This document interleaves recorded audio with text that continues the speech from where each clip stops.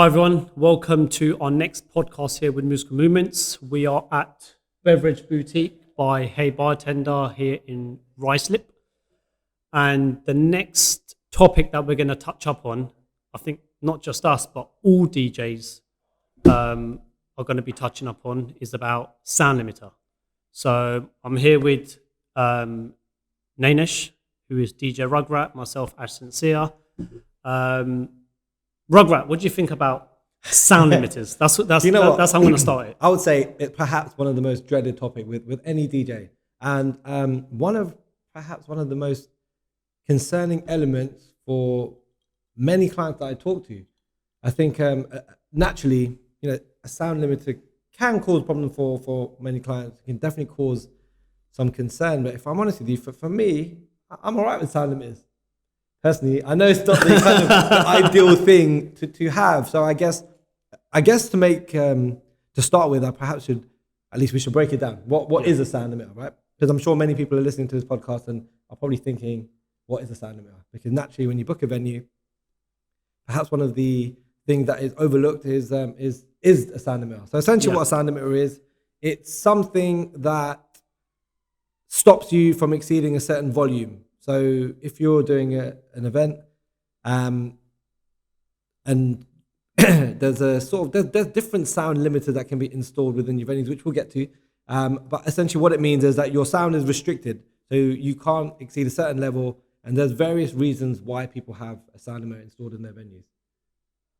Yeah, so I guess we can start with this. Again, this conversation is going to go many directions. I know this is very, very up and down. I guess we can perhaps start with, why do you venues have sound limiters? Personally, I think one of the main reasons is I think a lot of DJs before used to bring, so much bass, so much speakers, and it probably used to cause problems, hotels, there's probably guests there, probably sleeping or doing whatever, and they just hear this thumping sound going on.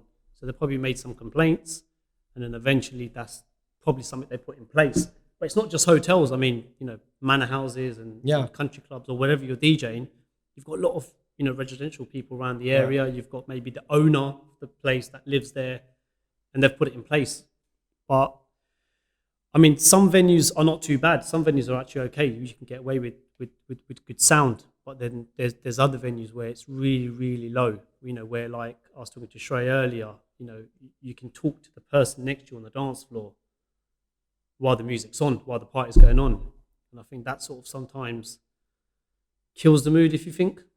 Yeah, I agree. I think, as you mentioned, you've got hotels. Naturally, because of the residents that are booking hotel rooms, the last thing that they want to do is have extortionate sound levels distracting them or waking up children, for example. So that's obviously one reason why someone would have a sound limiter installed. The council are quite strict within specific venues and noise pollution as such and residential. But I find that some of the venues that I'm playing in the middle of nowhere, they've also got sound limiters. And let's be real, the reality of sound limiters is I can see things, it becoming more essential or becoming more of a thing. If anything, I've never heard of a venue that said, actually, we no longer have a sound limiter. Yeah. If anything, we're hearing about venues having a sound limiter installed, another venue's having a sound limiter. And I guess each venue, naturally, it will kind of vary. And I think the biggest factors involved are the amount of guests you're expecting. So, if you're having a wedding based on 300 people and you have a sound limiter, it's going to be a lot more sensitive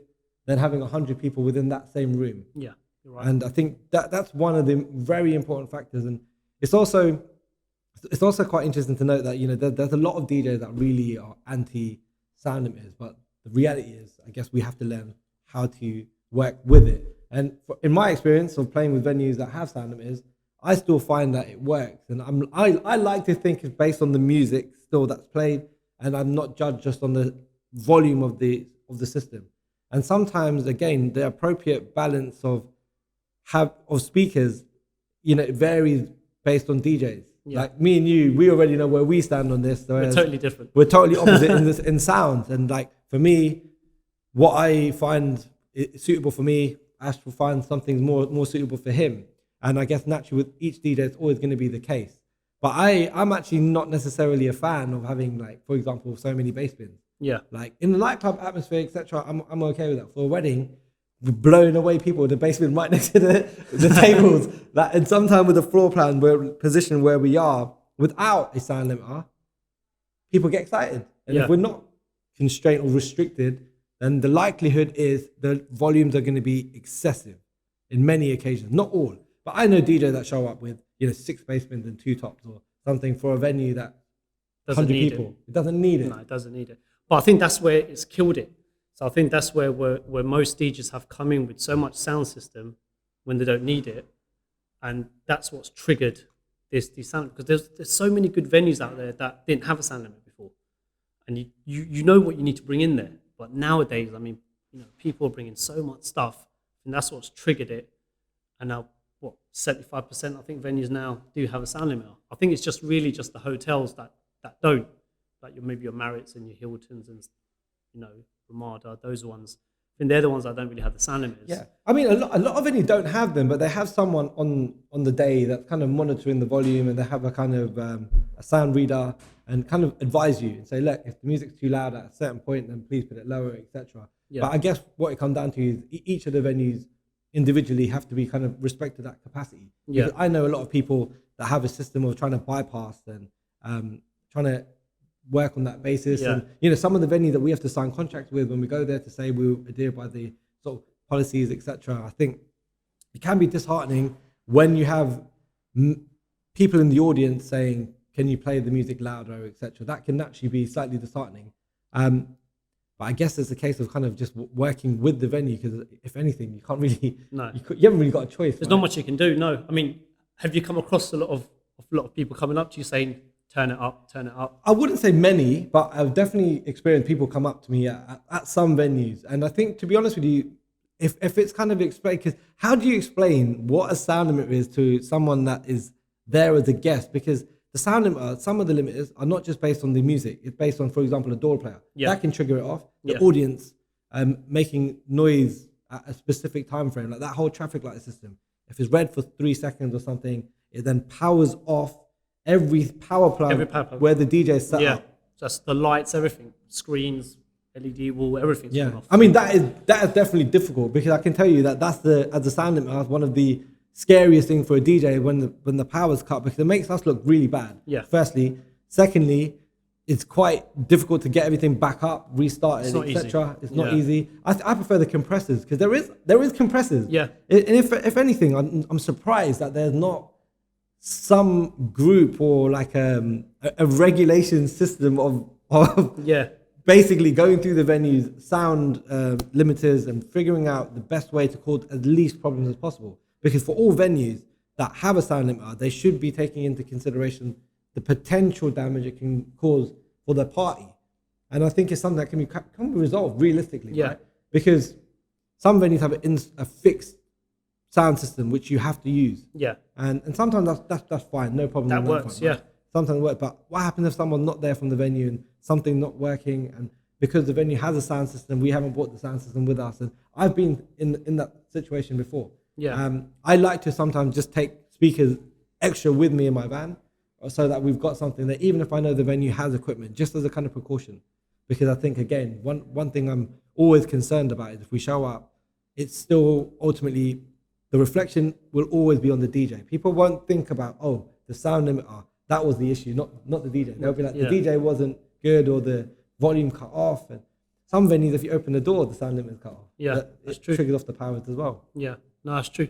What I haven't understood was, like, so when you go to clubs, there's no sound limiter. There's maybe people living upstairs. But then when you go to a wedding, there's a sound limiter, but there's no one around. It's true. I never got that, because I think to myself, there's so many bars and clubs out there. As soon as you open the door, it is blaring with music, with bass, with speakers, lights going crazy. But then you've got so many venues that have got sound limiters, and you've got nothing around the surroundings. I just don't understand. No, that's true. That concept, really. I imagine, it's true. I think someone made it difficult for the venues, for them to enforce such difficult kind of restrictions in regards to the sound limiters and finishing, for example, at 11 o'clock. I think it's all to do with, obviously, the noise pollution as people are exiting or leaving. But I guess you would have kind of expected it to have some sort of lenience between a certain time frame, because like a nightclub, like I said, we know how loud nightclubs can be. Yeah. But I guess their licensing must be completely different on the basis of that as well. Yeah, that's true. Well, like I said, I think for me, the sound limit is why, partly why I am not so much against sound limiters is because of the damage it can cause the DJs or the audience there. Like for someone, I suffer from tinnitus, so I have ringing in my ears all the time. So I wear earplugs, and if I'm at a venue that has a sound limiter, I know that the volume can't be pushed to a certain level. I know that the likelihood of me going home that evening with my ears ringing is less likely than me being in a nightclub. But as I said, for me, I wear earplugs, and I would advise any DJs. Do you wear earplugs actually? I don't. I've never tried them. No, I've got a pair. I just haven't opened it. I would suggest to get them custom fitted. They fit quite nicely. It gets a little bit of time to get used to, but the next day you feel fresh. Yeah. Like I think for me anyway, for any DJ, my advice is to look after your hearing. Yeah. Because I think naturally, with all of them bass bins and all of that, yeah. sounds. Obviously, I love my sound system. I love it to be a bit bassy and the speakers, because for me it makes the music, like you said before, the music you play makes the party, but I just need it to sound good. So obviously everyone on the dance floor is obviously enjoying themselves, going crazy, having a good time. So like I said, yeah, we're totally opposite on that. You prefer the volume to be a bit just slightly lower, where in my case, maybe some of the other guys as well, they may want it a bit louder. I can understand like naturally why people would want it louder. I guess if you had a choice, you would rather have no restriction than restrictions. Yeah. Right. And I think, but I think what I found is a lot of my clients, they get worried about particular venues, and I have to kind of reassure them that, look, I've played at this venue, or our DJs have played here. It's not necessarily a concern. I think, yes, it's something to note, and it's something that we will be precautious of, and something that we will work with. Yeah. But I don't think it drastically changes the party. No. I still feel like the music still works. Like a lot of the parties that I do, again, I feel like they're still dope. Yeah. Do you get a lot of the clients coming up to you saying, they sometimes ask me as well, they're saying, I booked a venue, but I've just recently found out that they've got a sound limiter. What do I do? What do you normally do? Yeah, I have many clients that literally do the same thing. Like most of the people that probably book their venue don't even know if they've got a sound limiter. Yeah. That's the reality, right? Until We know they do. They get there. Yeah. Some of them don't know about it, and some of them have a bad experience or have heard bad things about it, because there's many DJs that have had bad experiences, there's many DJs that have good experiences. Yeah. And I think the key is to understand how to work with the venue and basically work with it, opposed to working against it. So like there's numerous venues that I know that we're preferred suppliers of, because we work with them, we work with their system, and all of the wedding that we do there, we have no issues. No. And as a result of that, the possibility of power cuts or something triggering off, it's possible. It's unlikely, and I guess having that kind of conversation with bride and groom prior to that event, just to kind of keep them on the same page, it's important. Yeah. And I think it would be good, for somehow for venues to kind of have a system where it's easier for DJs to read, because the reality is,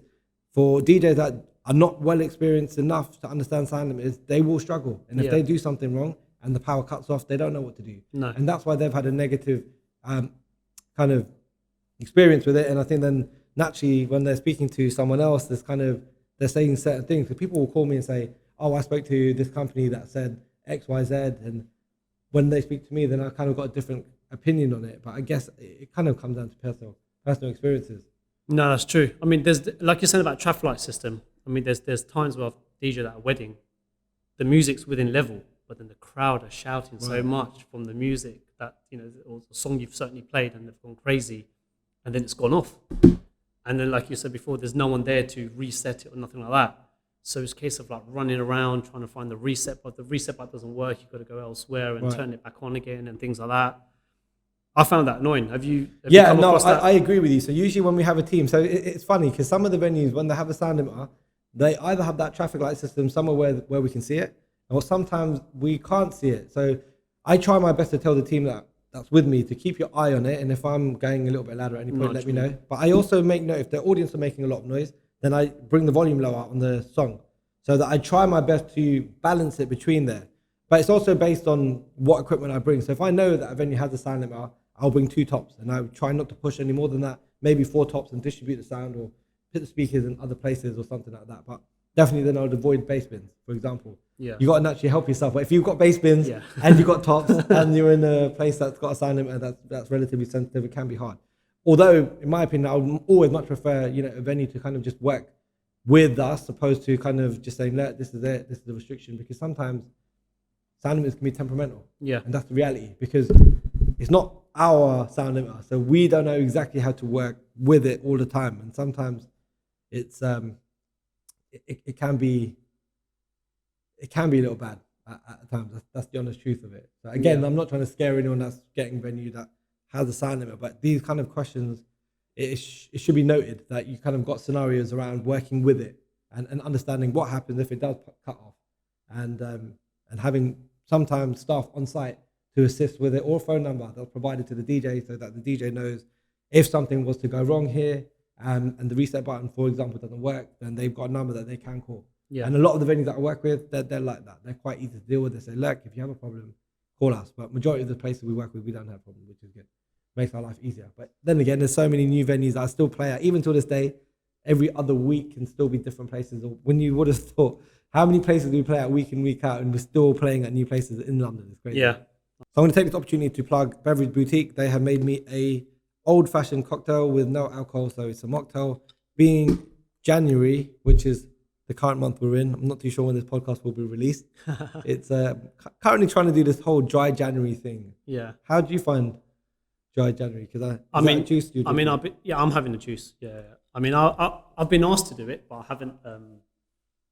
I've thought about it for about 2 seconds, and then it's just gone out the other ear. Yeah. So it's difficult to do. I don't know about that. I think it's I think January generally is drier than usual. Right? December's pretty much more manic. So I think January everywhere. I think like for us wedding scene, I think even the bars. I think most bars sort of struggle, or they have less capacity of people in there because people either don't have no money, or they just want to relax or chill out, or they're doing the dry January. yeah, that's true. So yeah, January is a tough month. Even Feb, I think even touching Feb is not that easy either. But then I think things seem to pick up after the end of the month. Hopefully so. I think that's what I'm saying with this whole new variant and things like that. I know. It's kind of been quite temperamental. I mean, we definitely will do a podcast based on COVID and the effects it's had on clients, and quite detailed one, because I think a lot of the bride and grooms are kind of in uncertain times where they don't know what to do. So they don't know whether to pursue the event or whether to delay it or to push it back. They don't know whether there'll be restrictions, although things are shaping, I would say, better. The way things are looking in regards to restrictions. It looks promising. There's no announcement yet. No. So Boris, leave it as it is. Please. just control it. Don't put no don't cut nothing off, basically. Yeah. So It was difficult. It was difficult. It was a hard year. It was a very hard year. I think it was more than a year, wasn't it? Year and a bit, wasn't it? Yeah. So I just remember that time when there was like that announcement come lifted where you can do events for 30 people or up to 30 people, and then when I was going to DJ for events like that, it was more nerve-wracking, because when you're playing to less people, it's harder. Yeah. Because playing to more people is easier. But I remember that some of the first few events I was doing, it's like you're a DJ, right? You're getting booked to DJ, but you're being told no one can dance. No one can so dance. You're thinking, what am I doing here? Yeah. Why am I booked to play music? And I kind of not expecting anyone to dance. And then you're thinking, do I need to wear a mask? And for me, if I wear a mask, I don't really know what I'm doing. I just go like brain dead, basically. I sometimes can't think what I'm doing. It's pretty strange. It's like something just comes over me and I'm just don't know what I'm doing. Yeah. I mean, I think I did a couple. I think I did 2, maybe 3 weddings during the restriction of 30 people. So like you said, the same thing. I mean, they had the wedding ceremony and they had like a dinner. But again, it was, and they booked DJ, which is fine, great, but there's no dancing. So it was just a case, and it was everything running to an actual reception itinerary, entrance, speeches, cake cut, blah blah blah. But there was just no dancing. Yeah. So it was a bit weird, that one. But even for doing like a lot of these weddings at home in people's gardens and stuff like that, it's pretty cool, because I saw some incredible houses. Yeah. Like this whole year, actually, I felt like I've done so many weddings in people's gardens or marquees or in their houses. And I kind of just looked at their houses thinking, wow, this is mad. Yeah, this is correct. Why not just do the wedding here? Literally. Why not In think many about it? cases, you know, if you can get married at home in your garden and you've got that much space, then Yeah, you're gonna have Why some. not? Then you're probably gonna have some neighbours who are not gonna talk to you due invite to them. the sound. Invite them to the No, party. due to the you'll sound. Especially if I come with That's my what we need to put a silent yeah, you're not gonna get a sound right in there. Yeah, it was a tough year, but we got through well. This year's been Yeah, busy. yeah, I mean, yeah, yeah. sorry, last year was really busy for all of us. So I think we've done X amount. We've done so many bookings, but obviously, yeah, this variant now is obviously Yeah, I mean, like I was saying, it literally, if you remember that whole period of time, we was just doing like live feeds at home. Yeah. This time last year on New Year's Eve, I remember being in bed at like 9 o'clock, and showing my age there, isn't it? So I was literally in bed at 9 o'clock. I had COVID. I was pretty much a mess, and then this New Year's Eve gone, I was back out again, and I was thinking, wow, this was crazy, man. Yeah. Like being back out, it felt like such a long time in being in a nightclub. How was it? How did it feel? Yeah, Because you haven't done clubs in a while, right? I mean, Yeah, no, this was one of the first clubs I've done in a Yeah. long time. The last club I done was in I done a student union party in, I think it was in Northampton. So this was the first club I've done in a long time in London, and it was actually kind of just like the same, man. Same, yeah. The sound system was just vibrating and loud. Yeah. And kind of people everywhere. But the good thing is, I guess I just had the DJ booth, so I was kind of just there, done my set and In your own zone, yeah. on my own zone and gone. But interesting to see what people are reacting to now Yeah. with the new music. So yeah, no, definitely a lot of fun, man. But see, them kind of clubs without earplugs, I don't know how people like deal Survive. with it, man. It's Yeah. just like loud, bam, bam, bam. I can tell you years of loud music will take its hit eventually. Yeah. I mean, I haven't done bars and clubs. I still do them, but not as many as I used to do before. But I remember the sound system stuff used to be so crazy then. But obviously nowadays, I mean, I haven't really experienced it much because my New Year's was a bit different. I had a bit of a mellow one, which was great. I was at Kanishka in Mayfair, great restaurant, by the way. So it was nice and mellow, normally compared to full-on people going crazy, drinks getting thrown around. But it was that's good. nice. That's what I mean. It was I a think, good you know, feeling. It was great. Yeah. Like I would love to do that again. Like it was so good. Next year So, we can swap. Yeah. Definitely. Maybe If you're up for it. we'll talk about it. We'll talk about it. Yeah, but it was great. It was a good New Year. So It was a bit weird, didn't it? Because really, the strange part was nobody actually knew whether an event was going to happen No. until about that week beforehand. After Boxing Day on the 27th, is kind of where everyone's watching the news, waiting to see what's happening. Like we managed to still get so many people in the club or in venues within that window, but it was quite a difficult window because we didn't really know where we were standing. Really, No. I didn't know what I was going to be doing up until that. Literally those days. I don't think anyone knew. Yeah, I mean, I was the same. I mean, I don't normally take on anything on Christmas Eve. I generally Yeah. don't.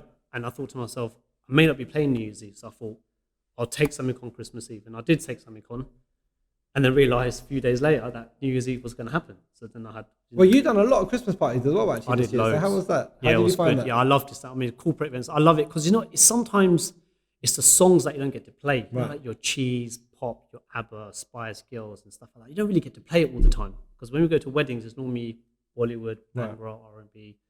So I love December. You know, I love playing that Pop Cheese stuff. So it was good. It was good. Busy month. I mean, still had a lot of cancellations, but it was busy. It was good. Yeah, I've actually had a few postponements from December to February. So hopefully they still kind of go ahead. I think this year is probably going to be, from what things are looking like, the busiest year because literally from the beginning of last year and how quiet things were to how busy it went, we found ourselves doing weddings like Monday, Tuesday, Wednesdays, many of the weekdays and in people's houses, etc. I think next year or this year even it's looking crazy. Yeah. Even a lot of weekday stuff, isn't it? Yeah, so many more weekdays. But Because there's again, no it dates makes sense if available. you think about it. If a venue's already booked and you don't have the availability to get a venue on a weekend, but you've got the scope to plan one year in advance on a weekday, Yeah. you're going to get the venue at a fraction of the price. That's true. And I didn't realize the price difference between it all until a bet it's couple of the like clients. half. It's crazy, How much is man. it? Half, isn't it? Well, Probably. one of the venues I know was like a good, literally was Literally half. half. Which I understand because technically on a Tuesday, the venue's not going to be The doing venue's going to be nothing. used They may as anyway. well Yeah. make- So in a make way, use of it. and it's great for suppliers and stuff. And obviously, they don't get to cancel their wedding. They still get to do their wedding, which they wanted to do. Yeah. And then maybe they might just have limited numbers, limited people that will come, but they'll just have the people they want there, really. Yeah. Well, that's another thing to note is I guess that people are not just inviting everyone anymore as well. No. They're kind of becoming more and more intimate. So like I'm doing a lot more weddings recently, more so based between 100 and 200 people. Same. Yeah. It's the same. I think most people are anyway. I mean, I think that 400 or 500 people thing is now, it's sort of dying down now. People do like a pre-party, like a men's party, invite majority of the guests that they're not going to invite for the reception, for example, and kind of split things up like that. Which I guess makes sense in many ways, because if you're inviting people like, for example, are not necessarily keen on partying, etc., then perhaps to do something that's more seated, more kind of food-based, and then invite a young audience for the more party side of things. And I can see that becoming more of a popular thing, because we're already seeing it now. The reception parties I tend to see, they're a lot younger. Yeah. There is. It is though. It's mostly the younger crowd. I mean, don't get me wrong. You do get the older generation still dancing and partying, but majority of the parties we do is the youngsters, really, sort of Western. So, but it's good. Yeah, coming back to the sound limiting. Yeah, as I said, I think my advice to anyone that's actually getting married at a venue and unsure about the sound limit is to speak to the DJ, speak to the teams. You know, even if you want to reach out to speak to any of our guys, you're welcome to, because we will happily help you or give you our advice and our opinions. Sound limiters are here to stay, and that's the reality. It's not going to go anywhere. We have to work with it. Yeah, work with it. And you can work with it, I guess. Yeah, well, you have to. Yeah, there's no choice. But we'll obviously reassure you that the party will be great, everything will be fine. If you book one of our DJs, yes. Yeah, if you book one. Shameless little plug there, yeah. No, I think honestly speaking, that there's many companies out there that understand sound limit. There's been DJ companies that in venues for years. So I think one of the most things, as I mentioned earlier in this podcast, is people that ask me the most kind of worrying or concerning questions is regarding sound limits. Yeah, that is the main concern. Once a venue is booked, the next question is, are you aware of this sound limit? And then you got to sign all these contracts and all of the paperwork associated with it with venues. But I imagine for a bride and groom perspective, it's quite a daunting experience, because they're going to be like, oh, I didn't know this, and something no one really thinks about, right? Yeah, no, they don't, because they don't really know about it, really. Like you said, when they book a venue, we know the venue because we've obviously played there, but they don't know.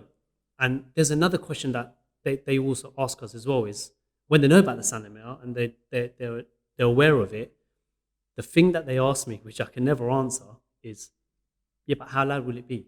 Can you explain to me how loud it will be? How do you explain how loud it will be? It's so difficult to explain how loud it will be. Like, it's true. How do you answer that question? I guess it's loud enough, right?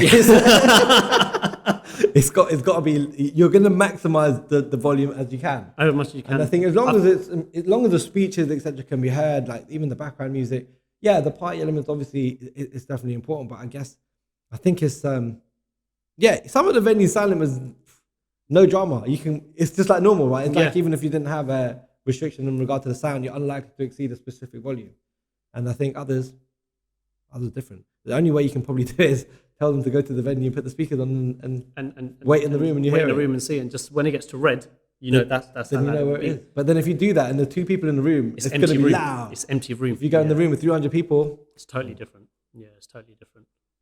Anyway, I think it's an interesting topic to kind of just to discuss. Really, it's definitely been a concern, as I mentioned, in the question asked. So hopefully we've touched enough on sound limiters, and if anyone else had any questions regarding it, holla. Brilliant. So this is end of session of Sound Limiter. Again, if you have any questions, any feedback, any comments, please do so. But apart from that, my name's Ash Sincere. Nainish Patel.